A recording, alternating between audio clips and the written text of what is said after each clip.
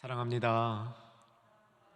오늘도 찬양으로 또 열의 섬김으로 우리 하나님과 함께 하셨는데, 이제 비대면으로 주 앞에 나온 주의 귀한 백성들, 충현의 가족들 어디 있든지 간에 복되신 말씀으로 가득 채워주실 것을 소망 가운데 확신합니다. 에베소서는 다루고 있는 영역이 굉장히 넓습니다. 영적인 전투의 현장이다, 이렇게 볼 수 있겠습니다. 우리가 이 부분을 강조해서 말씀을 여태까지 많이 살펴보지 않았지만, 이후에는 이 부분도 우리의 이 말씀 나눔의 중요한 이 한 부분이 될 것입니다. 에베소서는 유독 하나님의 힘이 매우 크다, 지극히 크신 그의 능력, 이것을 강조했는데, 그 이유가 영적인 전투의 현장이 되기 때문입니다. 지난주 또 그 전주의 말씀 우리가 한번 이렇게 되짚어 보면 참 놀라운 이 비전을 바울이 보고 있었습니다. 유대인과 이방인이, 유대인이 새 사람이 되고 이방인이 새 사람이 되고, 유대인과 이방인이 합쳐서 한 새 사람이 되어서 주님 앞에 나아가는 이런 그 비전을 보면서 서로 연결되어지고 새로 지어져서, 함께 지어져서 하나님의 처소가 크게 커져가는 그 모습을 보여주고 있습니다. 이것을 누가 막을 자가 없다, 이렇게 선포를 하고 있습니다. 그런데 이런 선포를 하고 있었던 바울이 실질적으로 그의 몸이 어디에 있었는가? 감옥에 갇혀 있었습니다. 에베소서가 옥중서신이라는 사실을 우리는 알고 있는데, 3장 1절에야 비로소 그가 옥에 갇혀 있다라는 사실을 알려주고 있습니다. 자, 3장 1절 눈으로 주목해 보시고 제가 읽어드립니다. 이러므로 그리스도 예수의 일로, 무엇 때문에 갇혔습니까? 그리스도 예수의 일로 너희 이방인을 위하여 갇힌 자 된 바울이 말하거니와, 이렇게 쓰고 있는 것이죠. 사랑하는 여러분, 한 주간 힘있게 사셨습니까? 여러분 혹시 이 시간 주님 앞에 나와서 새 힘을 얻어야 될 그런 분명한 이유가 있으십니까? 코로나라는 상황이 우리를 감옥에 가둔 듯합니다. 우리의 환경, 우리의 생활을 많이 제한하고 있습니다. 더위, 거기에 아주 이 추가되어서 우리를 정말 감옥에 가두듯이 아무 일도 못하듯이 그냥 묶어두는 것 같습니다. 경제적인 것들, 사회, 문화적, 질병적 요소들이 우리를 마치 투옥된 양 참 힘들게 만들고 있습니다. 그런데 바울은 진짜 투옥돼 있었습니다.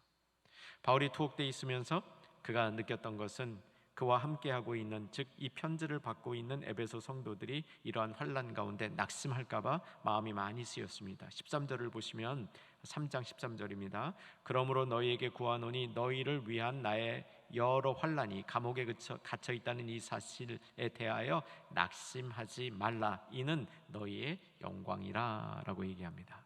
여러분, 오늘 이 바울의 모습 속에서 우리 진정한 힘을 찾았으면 좋겠습니다. 오늘 복음의 메시지 가운데 그 안에 있는 힘을 찾았으면 좋겠습니다. 특별히 에베소서에 나오는 그의 크신 능력, 다시 한번 우리의 삶 속에 일어날 수 있기를, 그래서 우리가 지금 묶여있고 갇혀있는 것 같은 이 제한된 환경이 여전히 하나님께 영광이 되는 삶을 살 수 있는 좋은 수단이 될 수 있기를 주의 이름으로 축원합니다. 제가 우연히 어디서 발견하고 적어둔 내용인데 한번 읽어드리겠습니다. 누구나 아는 것을 아는 것은 상식이고, 남이 모르는 것을 아는 것은 지식이고, 숨겨진 것을 아는 것은 무기다. 제가 이 말씀이 흥미로워서 이렇게 적어뒀는데, 예수 믿는 사람이 썼는지 안 썼는지 모르겠어요. 안 쓴 것 같아요. 제가 이 글을 볼 때는 문맥이 그런 문맥 같지가 않았었습니다. 제 기억이 정확하다면.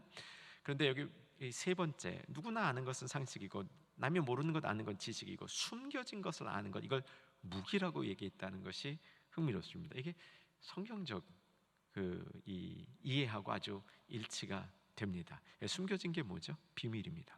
비밀을 아는 것이 무기라는 겁니다. 오늘 에베소서에서 사도 바울이 그 관점에서 본문을 쓰고 있습니다. 이 본문에는 비밀이라는 단어가 2번 나오고요. 이 비밀과 함께 경륜이라는 말도 나옵니다. 특별히 비밀이라는 말에 좀 눈여겨 보십시다. 3절을 보시면 곧 계시로 내게 비밀을 알리신 것은, 다음 절에 그것을 읽으면서 내가 그리스도의 비밀을 깨달은 것을 너희가 알 수 있으리라. 비밀을 얘기하죠. 이 비밀을 복음에 빗대어서 얘기를 합니다. 복음은 비밀이다. 이게 바울이 오늘 전개하는 말씀의 요지인 겁니다. 왜 이것이 오늘 이 시점에 바울이 강조하는 점이며 우리는 이것을 통해서 무엇을 배워야 할지 말씀 세계 속으로 좀 더 깊이 들어갔으면 좋겠습니다. 비밀을 아는 것은 확실히 무기가 될 수 있습니다. 좀 부정적으로 세상에선 사용되죠. 남의 약점을 아는 거, 남의 비밀을 내가 알면 그거를 무기로 사용해서 다른 사람들을 통제하거나 지배하는데 좀 악하게 사용할 수도 있습니다. 오늘 본문은 그런 뜻이 아니죠. 비밀을 선하게 사용하는 겁니다. 여러분, 선하게 사용하는 비밀 가지고 계십니까? 오늘 설교 제목이 이런 비밀 알고 계십니까? 라는 제목입니다. 좋은 비밀입니다. 여러분, 좋은 비밀을 알게 되면 그 비밀이 특별히 한정된 소수, 나 개인에게 그 비밀의 의미가 알려졌다면, 그 비밀이 참 귀한 것이라면 이 비밀을 다른 사람에게 알리는 일에 내가 힘을 쓰게 되겠죠. 복음이 그런 비밀이라는 겁니다.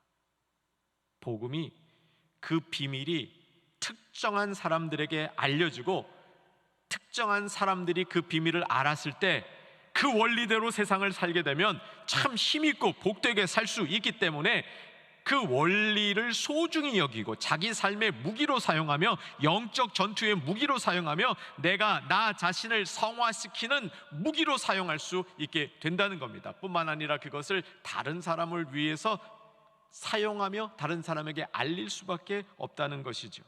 마태복음 13장 11절에 보면 예수님이 복음을 비밀이라고 설명을 하십니다. 한번 자막을 같이 보겠는데, 마태복음 13장 11절, 특별히 천국 비유를 말씀하시면서 천국을 비밀로 말씀하고 계시죠. 한번 같이 읽어보겠습니다. 대답하여 이르시되 천국의 비밀을 아는 것이 너희에게는 허락되었으나 그들에게는 아니 되었나니. 그러니까 비밀을 아는 자와 알지 못하는 자가 있는데, 비밀을 아는 자는 특권을 가지고 있다는 겁니다. 이 비밀이 무기가 된다는 겁니다. 이 비밀이 힘이 된다는 겁니다. 여러분, 저는 오늘 복음이 비밀이라는 사실을 여러분에게 선포해 드릴 이 목적을 가지고 있습니다. 그럴 책임을 가지고 있습니다. 여러분, 복음을 비밀이라는 관점에서 생각해 보십시오. 복음을 여러분 알고 계시죠? 저도 복음에 대해서 알려고 참 많이 노력을 했습니다. 복음이요, 너무 좋은 거잖아요. 복음 소리만 들어도 참 좋더라고요. 은혜를 받으니까 이 복음에 대한 내용이 잘 분별이 되고 제 귀가 복음에 대해서 반응을 참 잘하게 되더라고요. 그러다 보니까 복음에 대해서 더 알고 싶어져서 복음의 내용을 성경적으로 신학적으로 나름 꽤 오랜 시간을 살펴보았습니다. 근데 그 다음에 딱 중단된 것 같아요. 오늘 본문을 보면서 복음에 꼭 추가해야 될 새로운 영역이 있는데, 복음은 비밀입니다. 그러니까 아직 모르는 게 참 많다는 겁니다. 아직도 나에게 감추어진 부분이 많이 있다는 겁니다. 영역이 감추어진 것이 아니라 깊이가 감춰져 있다는 겁니다. 적용하는 능력이 감춰졌다 있는 것이죠. 그래서 내가 복음을 다 안다고 생각하지 말고 나에게 복음이 계속적으로 나타나는 것, 드러나는 그 일을 위하여 우리가 소망하는 삶을 살아야 된다는 것이죠.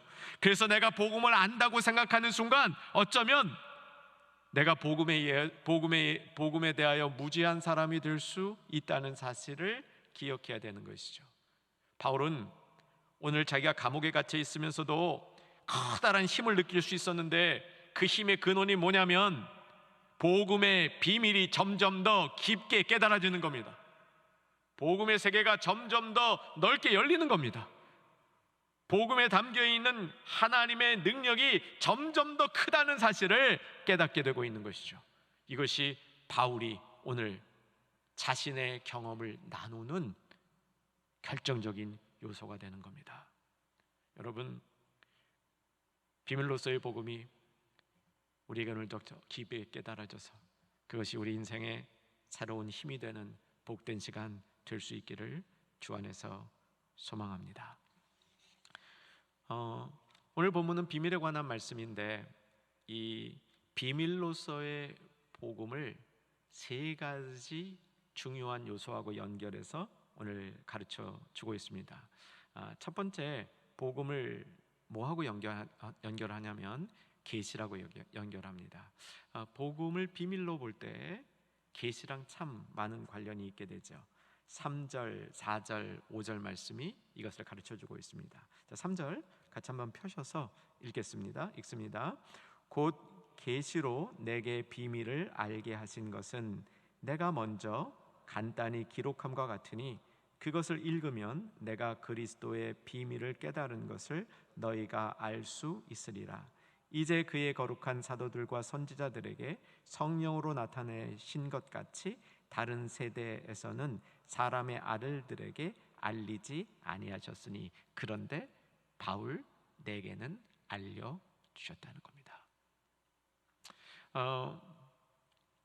계시가 참 많이 필요합니다. 사랑하는 여러분, 계시를 사랑하시기를 주 안에서 소망합니다. 오늘 본문이 우리에게 가르쳐 주시는 중요한 교훈 가운데 하나는 복음을 비밀로 보면 계시가 무엇인지를 이해하는 데도 큰 도움이 됩니다. 우리는 계시를 조금 두려워하거나 남용하는 경우로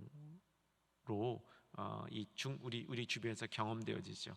무슨 계시를 받은 사람은 뭔가 굉장히 본인께서 크신 분처럼 하시는데 저 같은 사람이 뵐 때에는 계시를 받았다고 교만한 분들은 그 계시에 대해서 저는 점수를 크게 못 드리겠습니다. 계시를 받은 사람은 겸손해집니다.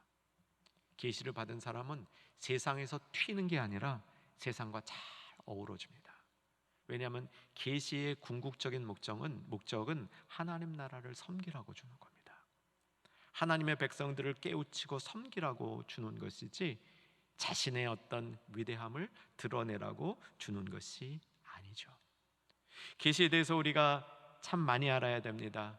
오늘 특별히 계시에 대해서 우리가 알아야 될 것은 우리는 하나님을 계시만큼 알 수 있습니다. 계시의 정의는 하나님이 자기 자신을 우리에게 알려주시는 방편이죠. 인간은 하나님을 알 수 없습니다. 하나님이 인간을 알려주셔야만 인간이 하나님을 알 수 있는데, 그래서 우리의 신앙은 계시만큼 성장할 수 있습니다. 하나님이 자신을 알려주신 것만큼 우리는 성장할 수 있게 되는 것이죠. 에베소서 앞에서 다루었던 부분을 한 번 더 살펴보겠습니다. 에베소서 1장 17절의 말씀 가보시죠. 사도 바울이 기도했던 내용입니다. 바울이 기도할 때 딱 한 가지 요청했다. 이 요청한 것 입에 붙이자. 그리고 말씀 선포했습니다. 우리 성도님들이 상당히 이 말씀을 입에 붙이며 기도하는 모습 보며 저도 참 좋았었습니다. 바울이 딱 한 가지를 요청하는데, 여기 주님 앞에 나가서 요청할 때는 딱 한 가지 요청합니다 이러고 가는 것도 지혜롭습니다. 한 가지 딱 요청했는데 뭘 요청했다고요? 지혜와 계시의 영을 주사. 지혜와 계시의 영을 주사. 결론, 하나님을 알게 하시고. 어떤 하나님을 아느냐? 크신 능력의 하나님을 알게 하시고. 근데 크신 능력의 하나님을 알기 전에 그 앞에 붙어있는 거 하나 더 있었습니다. 부르심의 소망이 무엇인지를 알게 하시고. 이 부분 눈여겨보시기 바랍니다. 사랑하는 여러분, 소망도요 계시만큼 가질 수 있습니다. 내가 확실한 소망, 내 삶에 영향력을 주는 소망, 정말 내가 소망의 사람이 되려면 알아야 되는 겁니다. 하나님을 알아야 되는 것이죠. 어떤 분이 이렇게 간단히 말씀 저와 나누는 그런 분 시간이 있었는데 목사님, 저는 소망이 있습니다. 소망을 알고 있습니다. 그렇게 말씀하시더라고요. 그렇게 말씀하시는 모습이 참 좋아서 이 말씀으로 제가 같이 답변을 해드렸습니다. 소망은 하나님을 아는 만큼 생깁니다. 하나님이 가르쳐 주신 만큼 생깁니다. 그러니까 하나님을 더 알도록 힘쓸 때, 그때 우리의 소망이 더 분명해지고 더 풍성해지는 것이죠. 계시와 소망이 관련이 있습니다. 지혜와 계시의 영을 주사, 부르심의 소망을 알게 하시고. 두 번째,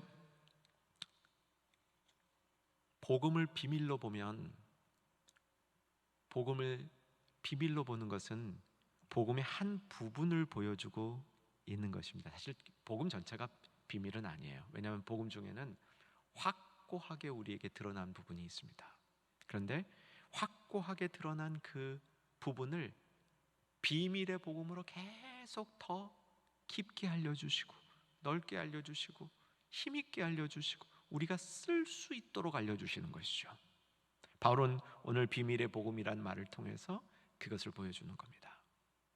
근데 이 비밀이라는, 특별히 비밀의 복음이라는 말과 관련되어서 오늘 본문에서 바울은 또 특별한 용어를 하나 사용하고 있습니다.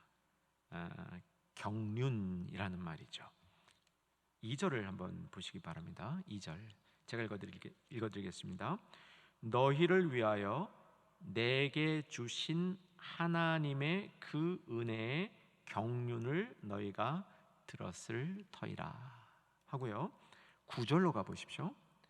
영원부터 만물을 창조하신 하나님 속에 감추어졌던 비밀의 경륜이 어떠한 것을 드러내게 하려 하심이라. 이 경륜이라는 말이 우리에게 잘 다가오지 않습니다. 여러분, 경륜이란 말을 들었을 때 어떤 느낌이 옵니까? 하나님이 뭔가 이렇게 다스리시는 모습, 그렇게 감이 오실 거예요. 이것을 어떤 분들은 경륜이라기보다는 경영 이렇게 해석을 하는데, 그것도 아주 좋은 해석입니다. 경영, 하나님이 세상을 경영하시는 방법이에요. 하나님에게는 뜻과 계획이 있습니다. 알고 계시죠? 그 뜻은 명백합니다. 그 계획은 아주 오래되었습니다. 만세전부터 세우신 계획이잖아요. 하나님의 계획은 급조된 계획이 없습니다. 하나님이 나를 구원하신 것, 하나님이 이 시간에 나에게 은혜를 주시는 것, 아니 이 시간에 나를 시험하시는 것, 사람 막대기를 사용하셔서 나를 바르게 하시는 것, 이 계획들 다 오래된 계획입니다. 저는 우리가 하나님을 알아갈 때 이런 하나님을 반드시 알아야 된다는 것이죠. 하나님의 계획은 급조된 게 없습니다. 하나님의 계획은 아주 오래전부터 준비되어 있는 것이기 때문에 우리가 거부할 수 없습니다. 그런데 하나님의 뜻과 계획이 분명히 있다는 것을 우리는 압니다. 그리고 그것이 이루어지는 스케줄도 있다는 걸 압니다. 하나님이 계획과 뜻을 이루어 가시는 원칙이 있다는 것도 우리는 압니다. 그런데 우리가 잘 모르는 게 뭐 있냐면, 그 뜻과 계획이 이루어지는 스케줄이 마치 인간들이 계획을 세워놓은 것처럼 타임 테이블이라고 그러죠. 이렇게 시간표를 딱 맞춰서 몇 시에서 몇 시까지 뭐하고 몇 시에서 몇 시까지 뭐하고, 그렇게 계획을 짜놓은 것처럼 하나님의 일이 이루어진다고 생각하는데 그렇지 않다는 겁니다.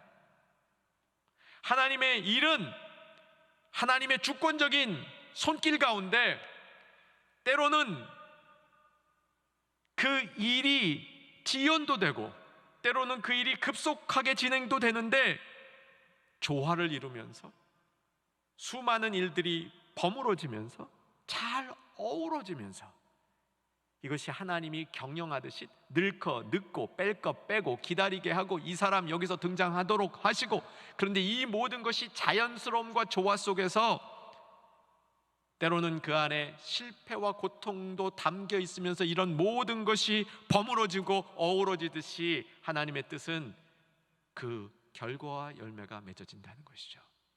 하나님의 경영은 처음부터 모든 과정을 포함해서 열매와 결과에까지 하나님의 경영이 미친다는 겁니다. 바울은 복음이 비밀로 나타나는 이 깨달음을 가지면서 복음이 비밀로 나타나는 그 모습, 그 시점, 그 방법이 하나님의 경영 가운데 있구나, 이렇게 깨달은 것이죠. 이 경륜이라는 말이 에베소서 1장 9절에도 나오고 그 9절은 10절과도 연결되어 있기 때문에 에베소서 1장 9절과 10절을 같이 보겠습니다. 앞으로 조금 이동해 주시고요. 좀 전에 봤던 내용하고 굉장히 그 비슷한 용어들이 계속 사용되고 있습니다. 9절 한번 준비하신 다음에 같이 한번 잘 읽어보도록 하겠습니다. 내용이 조금 복잡하니까 집중해서 읽도록 합니다. 읽겠습니다. 그 뜻의 비밀을 우리에게 알리신 것이요 그의 기뻐하심을 따라 그리스도 안에서 때가 찬 경륜을 위하여 예정하신 것이니 하늘에 있는 것이나 땅에 있는 것이 다 그리스도 안에서 통일되게 하려 하심이라. 여러분, 이 말씀을 받으면서 주님의 마음을 한번 느껴보시기 바랍니다. 때가 찬 경륜, 하나님이 경영하시는 방법에는 때가 찼을 때 그것이 이루어진다는 겁니다. 때가 차지 아니하면, 계절이 되지 아니하면 이루어지지 않는다는 것이죠. 그리고 그 경륜의 최종 목적이, 하나님의 뜻이 이루어지는 것이 뭐라고 표현되어 있냐면 하늘에 있는 것이나 땅에 있는 것, 이 모든 것이 그리스도 안에서 뭐 하게 되는 거? 통일되는 거예요. 통일되는 거. 일체감을 느끼는 겁니다. 이걸 다른 말로요, 합력하여 선을 이룬다. 부분적으로 보면 그렇게도 보이는 것이죠. 제가 이민교회에 청년부로 섬기던 시절이 있었습니다. 제가 섬기던 청년부가 크지 않았기 때문에 나이의 편차가 꽤 많은 지체들이 그 부서 안에 있었습니다. 나이가 꽤 되는 오빠와 나이 차이가 좀 많이 나는 여동생이 같이 부서를 다니고 있었는데, 이 오누이의 특징이 미국 유학 와서 굉장히 은혜를 받았습니다. 그래서 제가 섬기던 청년부의 주축과 같은 분들이었는데, 한국에 믿지 않은 아버지를 전도하기 위해서 교회 수련회 시간에 아버지 꼭 저희들 보러 오세요 하고 아버지를 초청한 겁니다. 수련회 모시고 가려고. 이 아버지는 공군 출신입니다. 비행기 조종사셨고요. 1930년대 생인 걸로 기억을 하는데, 그러니까 막 그 우리나라의 비행사들이 생기던 초창기 때였답니다. 결국 공군에 쭉 계셔서 별을 다시고 장성으로 퇴임하시고, 또 이후에는 장성다운 그런 예편 후에도 사회적인 일을 하다가 미국에 오셔서 그 수련을 통해서 예수님을 이렇게 접하게 된 거예요. 마지막 거의 끝날 무렵에 간증을 하시는데, 처음 비행기를 조종하기 시작했을 때 착륙이라는 훈련을 해본 적이 없답니다. 착륙은 이렇게 하는 거다, 말로 이렇게 그 말교육, 실제 운전은 비행기 운전은 안 해보고요, 말로. 그래서 글로 이제 몇 줄 써 이렇게 하면 착륙하는 것이다. 그 글을 읽고 듣고 이렇게 그냥 상상을 했답니다. 그래서 마지막에 이제 비행기를 이렇게 착륙하려고 딱 그 활주로로 이렇게 내려오고 있는데, 들어서 머릿속에 낸 지식들이 이게 이제 작동을 할지 안 할지 모르는 거 아니에요. 그렇죠? 그런데 비행기가 이렇게 활주로로 내려오는데 비밀처럼 어떻게 하면 될 거라는 게 쫙 드러난대. 그래서 완전히 그 연착륙 해서 성공적으로 연착륙을 했대요. 근데 그 딱 하는 게 이게 몸에 쫙 익혀졌대요. 다른 사람한테는 안 가르쳐 줬대. 비밀이니까. 그리고 본인만 그거를 알고 아주 그냥 탁월한 이제 비행사가 되신 거예요. 그래서 그 이후로 그렇게 이제 높은 위치에까지 올라갈 수 있게 되었다는 겁니다. 그리고 평생을 자기 나름대로 군 출신으로서 성실하게 살았다는 겁니다. 그날 그 얘기를 왜 하셨을까요? 그런데 시간이 지나서 예수님이라는 분을 이번 수련회 때 알고 보니까 그 비밀, 그때 드러났던 그 비밀들이 하나님이 하신 것이다. 하나님의 경영 방법이었다. 하나님이 그의 인생을 이끌어가는 경영 방법이었는데, 자기 인생의 의미를 지금까지 모르다가 이제 비밀이 드러나니까, 그때 그 일도, 그때 내 인생 가운데 참 힘들었던 어느 순간에 그 순간을 모면하며 살 수 있었던 것, 그때 어떤 그 일이 나한테 왜 일어났지? 왜 이런 일들이 있었지? 라고 몰랐던 것들이 하나님의 조화와 섭리와 버무름과 어우러짐과, 때로는 때리고 채찍맞게 하시고, 때로는 넘어지게 하시고, 그러나 넘어져도 완전히 넘어지는 게 아니라 다시 이렇게 일어날 수 있는 힘을 주시고, 인생에 이런 것들이 하나님의 경영 속에 있었구나 라는 사실을 깨닫게 되었다는 겁니다. 여러분, 복음이 힘이 있는 이유는 그냥 선언, 예수님이 다시 사셨다 라는 선언에만 있지 않습니다. 그 선언이라는 기초 위에 그 선언이 담기고 있는 정말 예수님이 살아나시는 그런 역사가 내 삶 속에 다양한 모습으로 내 삶을 경영하는 모습으로, 그것이 내 삶 가운데 다시 나타남으로 복음의 능력이 있는 것이죠. 바울은 그런 사실을 경험하고 그런 사실을 나누고 있는 겁니다. 그래서 바울은 이 복음이 비밀이라고 얘기하면서, 특별히 이제 6절, 7절로 가는데, 7절에 보면, 7절 확인해 보십시오. 7절 첫 부분하고 끝 부분만 읽을 겁니다. 첫 부분과 끝 부분이 골자입니다. 3장 7절입니다. 우리는 그리스도 안에서, 3장 7절, 이 복음을 위하여 내가 일꾼이 되었노라. 복음을 위해서 일꾼이 되었다라고 선포합니다. 여러분, 복음이 비밀, 그 비밀이 나에게 드러날 때 엄청난 힘이 있습니다. 그 힘은 나로 하여금 하나님이 경영하시는 세계 속에 참여하도록 만드는 겁니다. 하나님이 세상을 경영하시는데 수많은 사람들이 동원되는 거죠. 그 수많은 사람들이 동원되어서 하나님이 경영하는 세계 속에 있는 그 하나님의 사람들은 일꾼이 되는 겁니다. 그것이 복음의 일꾼인 것입니다.